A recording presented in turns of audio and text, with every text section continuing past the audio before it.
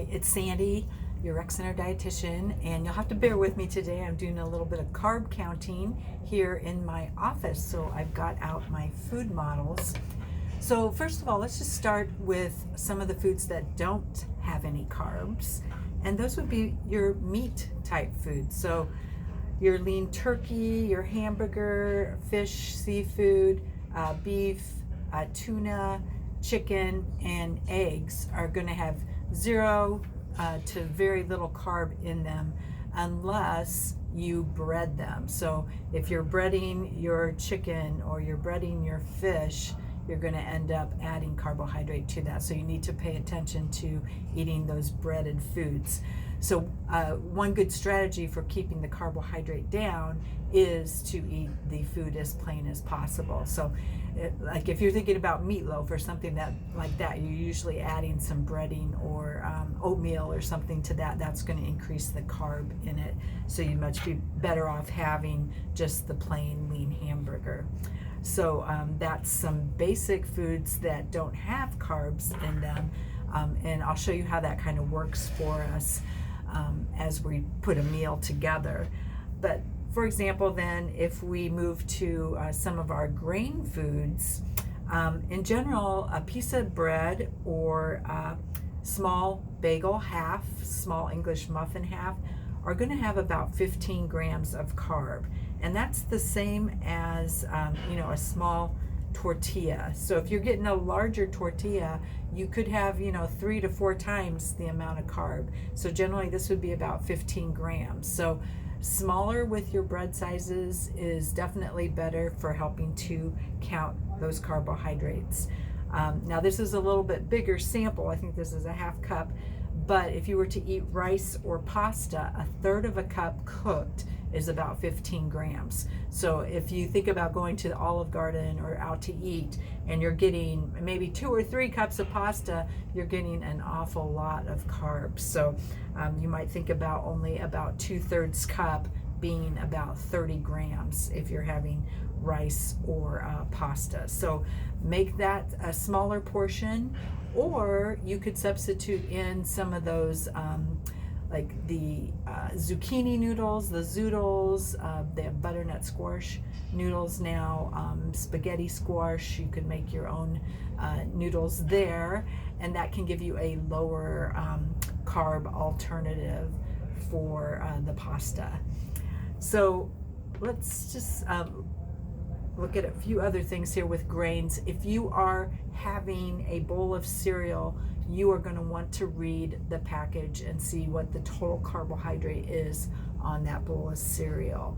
In this class, we're looking at total carbs. I tried to be generous with the amount of carb that you're given, and it just makes it easier for most people to look at that line that says total carbohydrate. Now, so say the cereal, maybe a cup of cereal is about 30 grams, and you decide to add a half a cup of milk to it. That half a cup of milk is going to be about 6 grams. So you get about 12 grams in a cup of milk. So you need to make sure that you're counting all of those things as you are calculating the amount of food that you're having. So for example, let's just look at a breakfast here.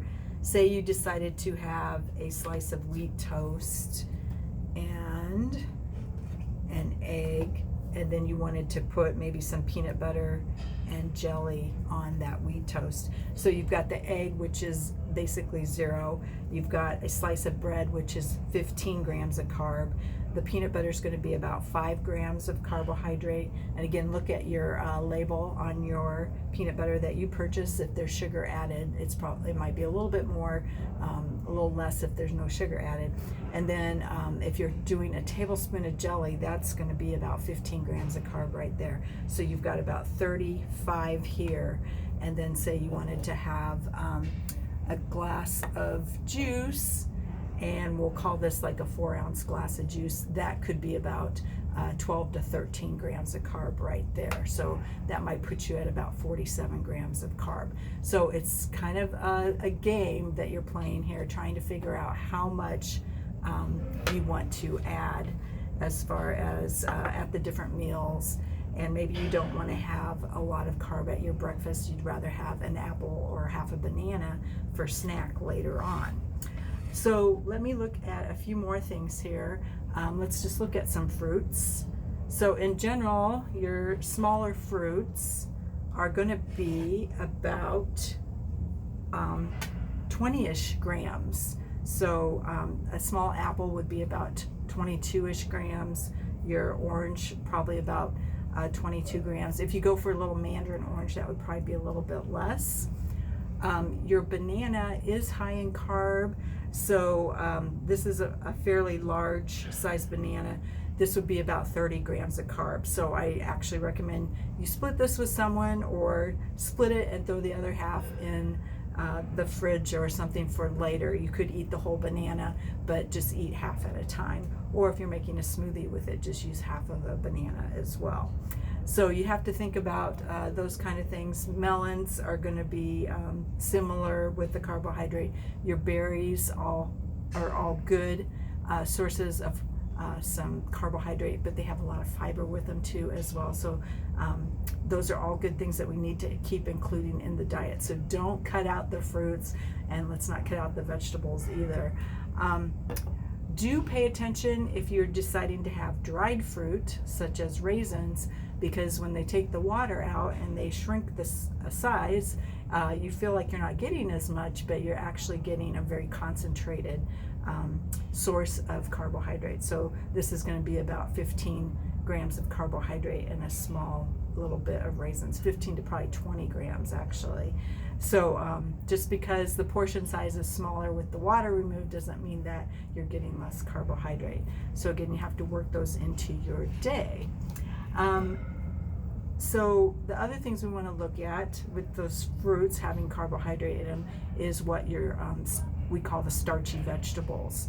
So for example, a potato.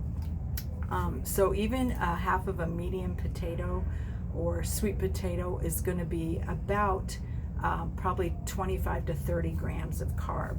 So you want to watch that. If you want to split a potato with someone, or just have a couple of small of the golden or little red potatoes, that's a good alternative or a good option. If you are going to have the potato, you may consider just doing then, let's build another meal here. You might consider just doing a small chicken breast, or maybe you want to do a surf and turf here and then have your potato on the side, and then choose a non-starchy vegetable, so one that won't contribute to a lot of carbohydrate. So you would get very little carbohydrate from this, and then about 30 grams here from your potato. So that would give you a little bit of playing room here for the amount of carb for your day. So again, some of the other vegetables, your carrots, your peas, your squash, sweet potatoes, those are all going to have what we would consider your starchy vegetables, so they have more carbohydrate. So just eating those in moderation. And again, you want to have them in your diet. You get these beautiful colors, lots of phytonutrients from them, so make sure you're including those. Let's talk non-starchy vegetables. Again, you can include all that you want. So those salads that we are making on our menu plan with the tomatoes and the greens, those are really healthy for us. Asparagus, green beans, peppers, some of those are a little bit lower in carbohydrate. And so make sure that you're including all those in your diet as well. Spinach. Cooked spinach is another option, or spinach in a salad. So those would be some of those non-starchy vegetable options. And again, you can get a lot of this information online if you're really trying to determine what might be non-starchy versus starchy. But in general, just think of the foods that have like again, the potatoes, squash, your carrots, your peas. Those are going to have a little bit more carb in them. And let's talk dairy here. So we know dairy also contains carbohydrate. You've heard of milk sugar or galactose. So a cup of milk, I think I talked about earlier, has about 12 grams in it. And that doesn't matter whether it's 1% or whole fat, the carbohydrate amount doesn't change. When they change the percentage of fat in the milk, you're still getting about the same amount of carbohydrate. Then like a plain Greek yogurt, this is a much better option than going with the yogurts with the fruit added, or even with the artificial sweeteners. I like to stay away from those because they do add about probably a tablespoon of sugar when they add those fruit flavors. So about 6 ounces, this is an 8-ounce carton, but about 6 ounces of Greek yogurt is going to be about 6 grams of carb. So, and if you look at some of the other yogurts out there, you may get upwards of 40, 45 grams in a serving of yogurt. So definitely much better to build your own. So maybe you want to add, let's see, just some apples or berries or something, and even some nuts to your plain yogurt, and that will keep the carbohydrate down, and you can do a lot of different variations there. So talking about just cheese, small doses of cheese are going to be fine. You're only going to get about 2-ish grams, or even in a cheese stick. So those are going to be snacks that you could have or include in your diet, and then just paying attention to what you might have alongside with that. So an apple and a cheese stick would be about maybe 24 grams, a small apple, of carbohydrate. So that could make a good snack if you have that number of carbs to burn. If you don't, you might want to go with nuts, seeds, nut butters, veggies and hummus, something like that. That would be lower in carbohydrate. Let's talk sweets here.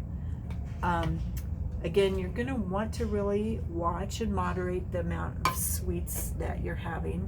So if you were just to have a small piece of cake about this size without frosting, it's going to be about 15 grams, 15 to 20 grams probably of carbohydrate.